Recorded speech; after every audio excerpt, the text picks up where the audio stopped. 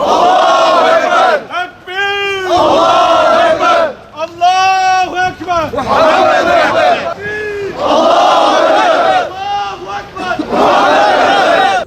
Ey Selahaddin'in çocukları, ey Fatih'in çocukları, ne zaman el ele verip atalarını Selahaddinler gibi, Fatihler gibi İslam dünyasının başına çekirgeler gibi üşüşmüş Haçlı sürülerini, Siyonist barbarları def edeceksiniz. Ey İslam ümmeti, ey Müslüman halklar, ey Kürtler, Türkler, Araplar, Farslar ve İslam ümmetinin diğer evlatları, ey bu ümmetin alimleri, hatipleri, aydınları, ümmetin kurtuluşunu dert edinmiş Müslümanlar. Kudüs'ün esareti ümmetin esaretidir. Kudüs'ün kurtuluşu ümmetin kurtuluşudur. Kudüs ümmeti birleştirecek en güçlü bağdır. Yani öncelikle gerçekten Müslümanların şu anda ilk kıblesi olan Kudüs'ümüzün esareti altında olması dünya Müslümanlar açısından büyük bir ayıptır zaten. Ama bunun yanında özellikle son dönemlerde gerek Arap ülkelerinde yaptığı özellikle anlaşmalarla, son dönemde Türkiye'nin de böyle bir aynı şekliyle o şeye bürünmesi üzüntü verici. Sebebi ise şu, çünkü şu anda dünya Müslümanları herkes bunun kurtuluşu için verilmişken bazı İslami dediğimiz veya İslam coğrafyasındaki yöneticilerin liderleri bu manada anlaşmalar yapıp Kudüs'ün bir nebzeki o esaretini baltalamış oluyor.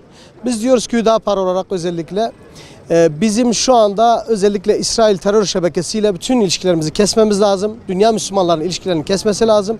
Bu manada Türkiye de buna dahildir. Özellikle Türkiye öncülük etmeli. Dünya Kudüs Haftası münasebetiyle geçen yıllarda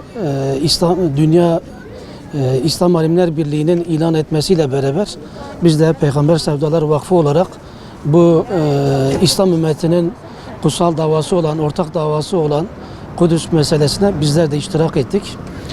İttihadül Ulema ve Peygamber Sevdalar Vakfı olarak inşallah bundan sonra Miraç Kandili'nin olduğu haftada Kudüs Haftası münasebetiyle her yıl etkinlik, program, basın açıklaması yapmayı düşünüyoruz.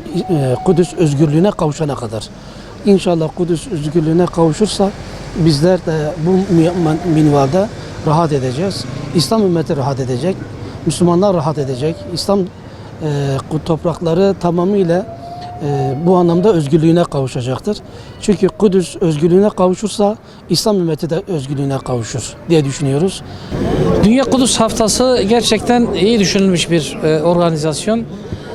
İslam ümmetinin hiçbir zaman aklından çıkarmaması gereken Kudüs davasını her yılda olsa hatırlatmış oluyor. Hiçbir zaman Kudüs aklımızdan çıkarmamalıyız. Kudüs ümmetin davasıdır. İslam aleminin davasıdır. Her zaman sahip çıkılması gereken bir davadır. Bu yüzden Kudüs'ü unutmamamız gerekir. Özellikle bir İslam ülkesinin ve özellikle de Türkiye'nin İsrail'le bütün ekonomik, siyasi ve askeri ilişkilerini sonlandırması lazım. Neden diyeceksiniz? Çünkü İsrail bir devlet değil, korsan bir devlettir. Dolayısıyla İslam ümmetinin arasında korsan bir devlet vasfını yitirmiş bir örgüttür. Devlet de demeyelim ona. Ayrıca İslam ümmetinin içerisinde bağrına saplanan bir hançerdir. Ve bu İsrail korsan çetesiyle bütün ilişkilerin sonlandırılmasıyla beraber İsrail'in muhakkak İslam coğrafyasından atılması gereken bir olduğunu ve bunun da ümmetin birliğiyle sağlanabileceğini özellikle söylemek istiyorum. Müslümanların Kudüs'e sahip çıkabilmelerinin ön şartı olarak şöyle düşünüyorum. Müslümanlar öncelikle kendi aralarında İslam ülkeleri bir siyasi birlik oluşturabilme kabiliyetine ve becerisine sahip olmalılar ki yani özellikle ondan sonra Allah'ın izniyle, Allah'ın yardımıyla Kudüs'ün özgürlüğe kavuşacağı kaçınılmazdır. En azından Kudüs Mescid-i Aksa bilincini toplum içerisinde canlı kalması için bu tür etkinlikler canlılıkla ve her sene dozajını artırarak daha kapsamlı bir şekilde yapılması elbette ki gereklidir.